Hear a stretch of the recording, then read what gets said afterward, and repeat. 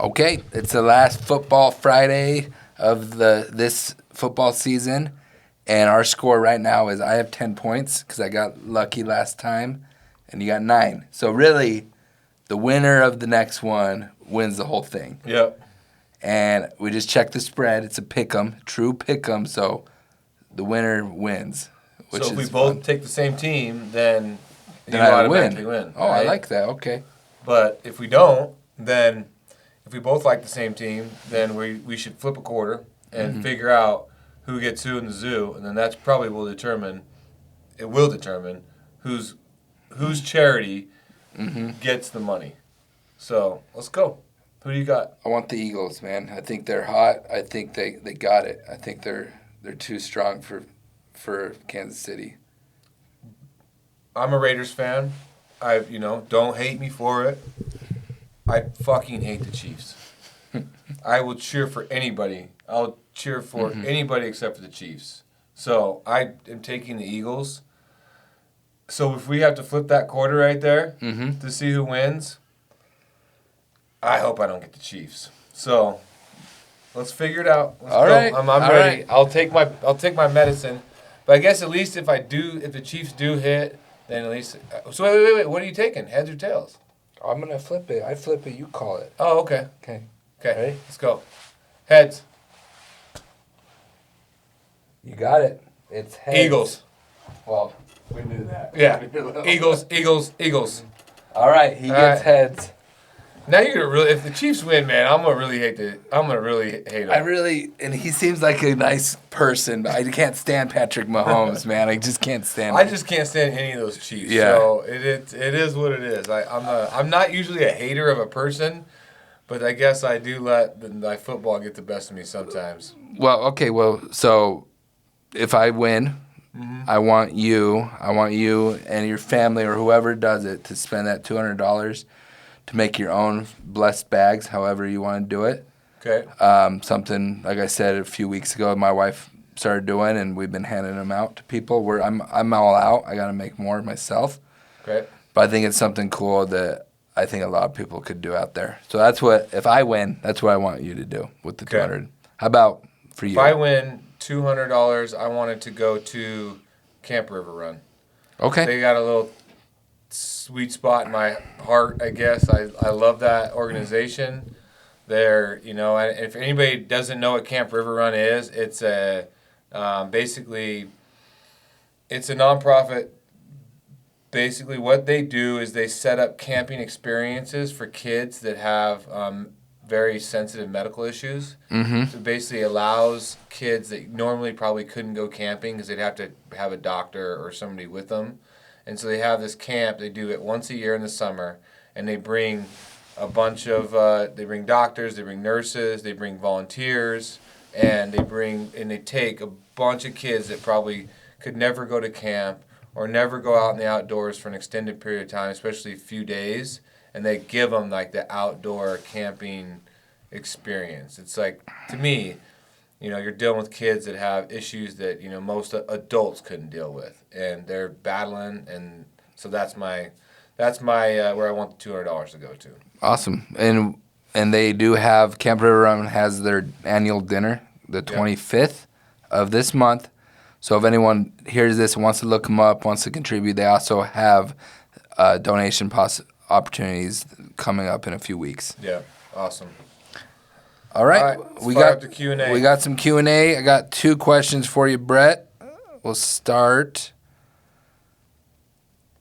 from Alberto Garza Herrera. He's down in Mexico. He has a question for you. Let's see. He has a similar copper machine in Mexico, but to be honest, he can't seem to figure out how to separate the copper and plastic correctly. Most of his troubles are coming from the vibrating table.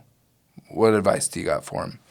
So if you're on separation issues, you got to make sure you check a couple things. The way that those vibration tables work is it's air separation and vibration. Basically, the copper is the heavier material of the two. It'll stay up high, and the plastic will float down.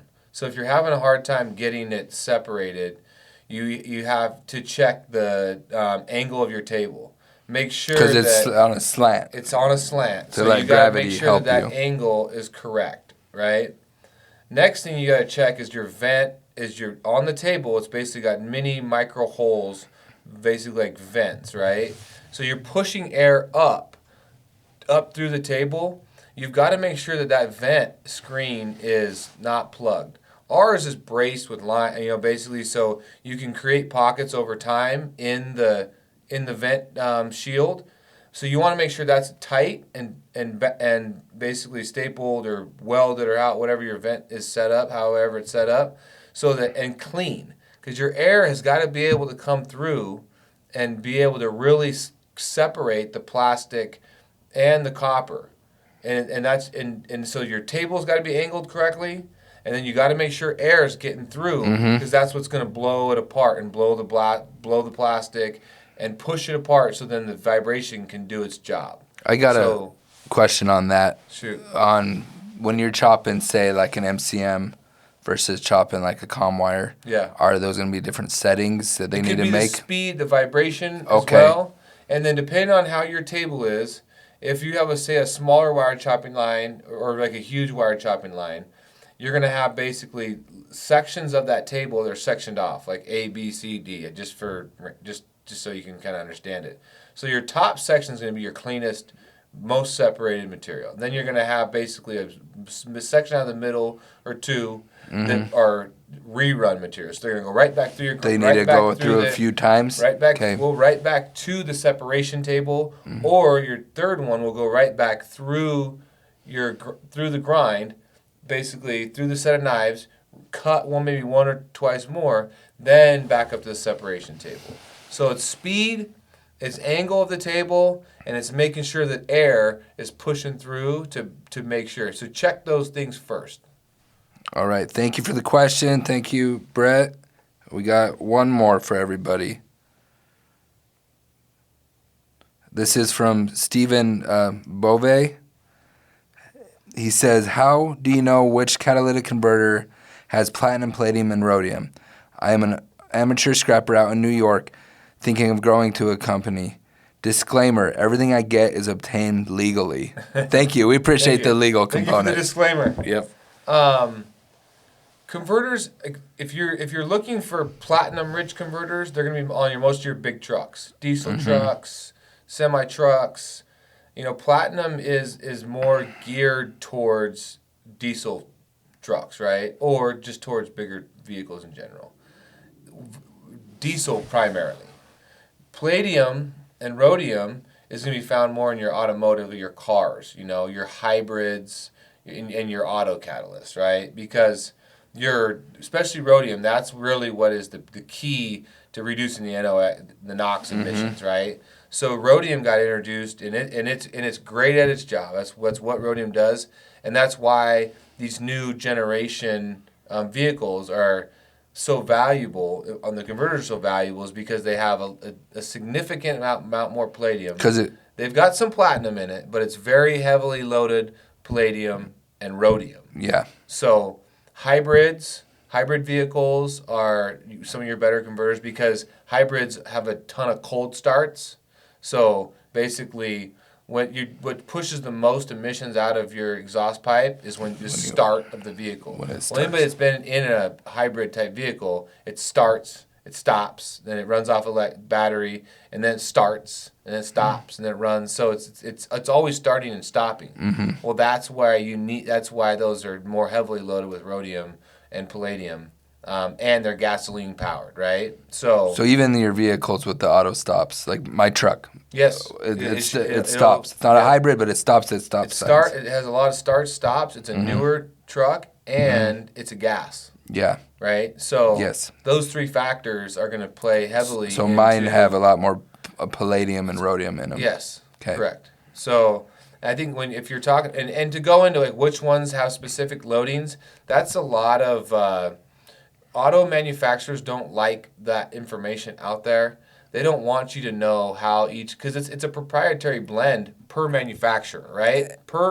Also per vehicle, because they're trying to find that sweet spot where they can meet emission standards, but also they can not spend $20,000 or $10,000 to make building the converter. So they're trying to find that sweet spot, the blend for that converter that reduces the emissions enough to meet the standard. And they don't like those numbers out there. Now, any of your smelters that are worth their weight in salt, they probably went through and tested every single converter, and they know, parts per million per converter, what to expect of platinum, palladium, and rhodium. And even that, I know a lot of those smelters, And those guys they don't want want you to to know share that that either either, because right? they spent millions of dollars to acquire that information. So I get that. I completely get it. And we had to spend a lot of money on buying and selling cats to learn some of that because we didn't know either. But like a lot of them, they're all going to be worth something. As long as you know what they're worth, you could really start a business like that, Steven. 100%. Yep. Well, keep the questions coming, everybody. We have the text line. You can hit either of us up on Instagram, any social platform. We will try to keep the questions, answers going out to you. So no more Football Friday after today. Just be Q&A Friday. Yep. All right. All right. Thank you. Everybody have a great Super Bowl.